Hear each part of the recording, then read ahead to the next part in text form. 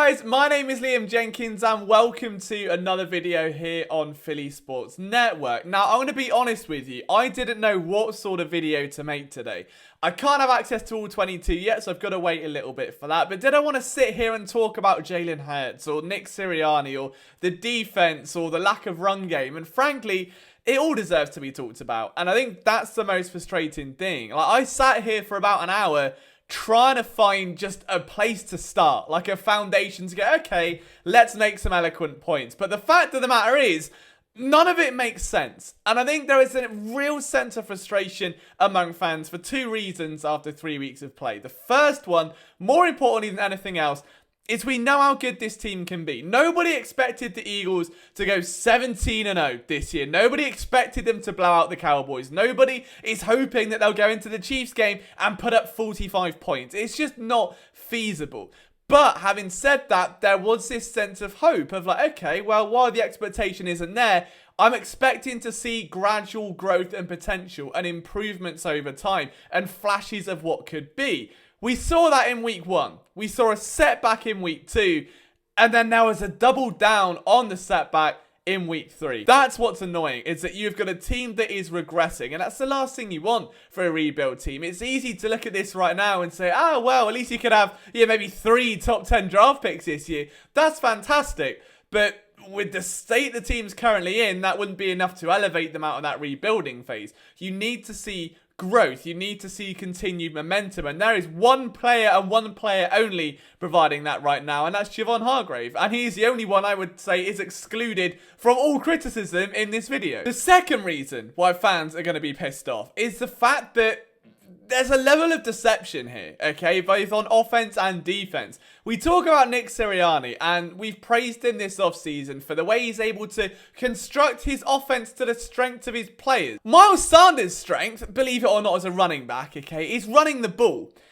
He had 2 carries all night. That's 2 more than you. I mean, you would have been more effective than Kenny Gainwell, for instance, last night. Nick Sirianni, who is supposed to predicate his offense on the run, we all assumed he would after what we saw in Indianapolis with a tremendous backfield breakout last year. None of that's happening. The only run plays we're seeing are option plays where Jalen Hurts keeps them himself. Now, I know that Hurts has some control at the line of scrimmage. Is he audibling out of these plays? Is he giving himself more passing attempts? I doubt it. He doesn't strike me as that kind of guy.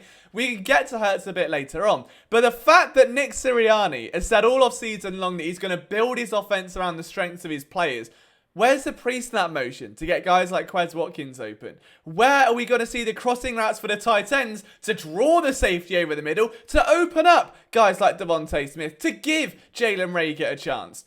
They're nowhere. They're nowhere to be seen. And then Sirianni approaches the media after the game and says, oh, we knew we'd have to score points. Well, it's funny because I feel like if you're going 3 and out passing the ball, you should want to do something different, okay? This offense has felt so streaky for 3 weeks in a row. And the first week, it was almost like forgiven because Jalen Hurts looked competent.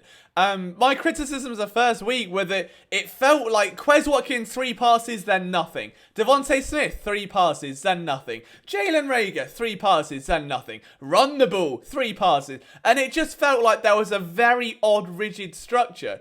Week 2, we saw much of the same, but to, I think, a more frustrating degree where it was more kind of, oh, run pass options everywhere, then none.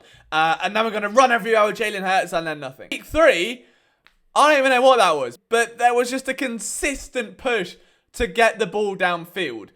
And that's a problem if you're trying to build an offense to the strengths of your players, and a clear weakness of Jalen Hurts is that he doesn't necessarily have the arm to drive the ball down the field consistently. In fact, he's one of the most inaccurate quarterbacks on throws over 10 yards this season, and he's not even close. What you're doing, instead of building around the strengths of the team and the running game and the offensive line and the wide receivers, is actually building around the weaknesses of a quarterback and putting him in situations where that skittish play, where that desire to get out of the pocket, where that escapability is gonna be very much boom or bust, alright? There is no getting out of this. Jalen Hurts looked fantastic in week 1 because he was managing the game, taking what the defense gave him. The 2 weeks since, he has been seeing ghosts, he's been skittish, he's getting out of the pocket, which is okay at times, and then just throwing the ball down the field, and it is so reminiscent of Carson Wentz at times. The only difference was Carson Wentz was either one extreme or the other, whereas Hurts seems to be in this middle ground, which is safer, don't get me wrong, I'll take it, but it's just as annoying. Something has got to change. I don't want to say it's fraudulent, but it is to a degree, okay? You're promised the offense is going to look one way. You're expecting the offense to look one way. And what you're getting is Jalen Hurts kind of being forced to play to his weaknesses. You're having plays that are being drawn up that don't really benefit anyone. It's all too easy to defend. And there is no real complexity. There are no wrinkles. There's no evolution. Defense, I'm not too worried about. I agree it was going to be different than what we saw under Jim Schwartz. However, I'm not really a fan of the constant soft zone coverage. And we know there is a real deficiency at linebacker. We also knew Kellen Moore would really look to exploit that. CC, Dalton Schultz and Blake Jarwin running riot. CC, Tony Pollard and Zeke Elliott running riot. And Jonathan Gannon did nothing to help. There was no change whatsoever. There was the occasional time where Derek Barnett was a stand-up edge rusher and he spun around.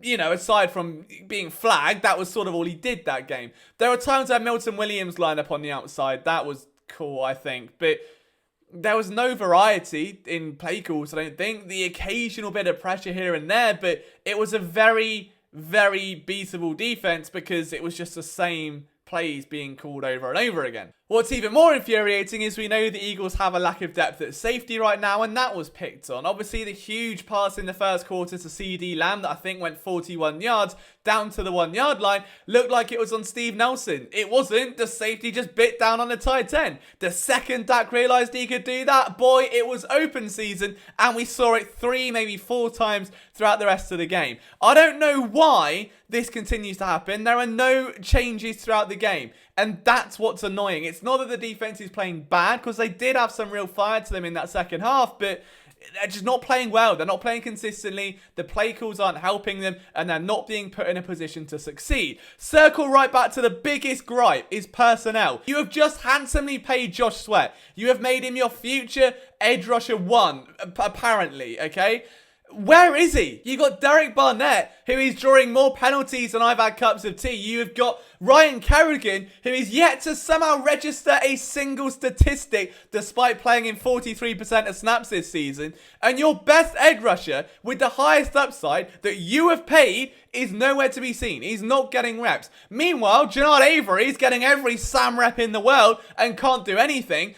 It just doesn't make sense. There is a real bizarre level of personnel usage here. It has to change. It has to be addressed. And it's got to be done now. I think there are 2 real cases there. That we've been told the defense is going to look a certain way. We've been told the offense is going to look a certain way. It's not the fact they're not executing that is pissing people off. It's the fact they look nothing like what had been promised during the offseason. It is like waking up expecting to find a games console. You're hoping it's a PS5. You've been told you're getting a next generation console. What you get is a plug and play arcade machine with Pac-Man built in. It's a games console. It's disappointing. It's nothing like what you wanted. This is what the Eagles are doing right now. It has to change if this team is to break out of this regression and show progress. And that's all anyone wants. It doesn't matter how much, doesn't matter how little, doesn't matter if they win 3 games, doesn't matter if they win 13. Just take a step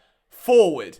And it's not happening. You can wear as many Beat Dallas shirts as you want, but if the product on the field is fraudulent, if you're not delivering, if you're all bark and no bite, that dog culture is going to get turned into puppy poetry, and you're going to get ran out of town. So this has to change. The Eagles have got to do something. My name is Liam Jenkins. Thank you for coming to my therapy session. I'll see you soon.